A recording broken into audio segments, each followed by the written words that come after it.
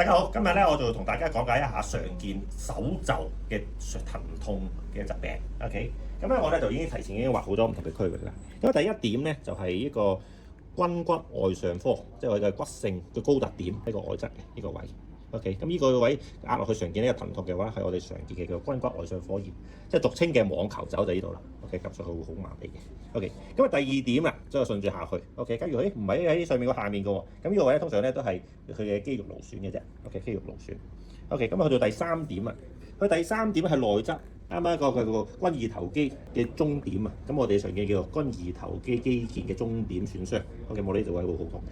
好，咁我做到四點啦。第四點咧就啱啱係我個肱骨嘅內邊嘅，我哋叫做肱骨內上科嘅炎症，肱骨內上科炎，就俗稱嘅高爾夫球肘就呢度啦。好，最後一點啦，就我哋嘅手臂嘅後端嗰度 ，OK 個尖 ，OK 我哋叫鷹嘴 ，OK 呢度咧通常咧就我哋叫做一個滑囊炎嘅。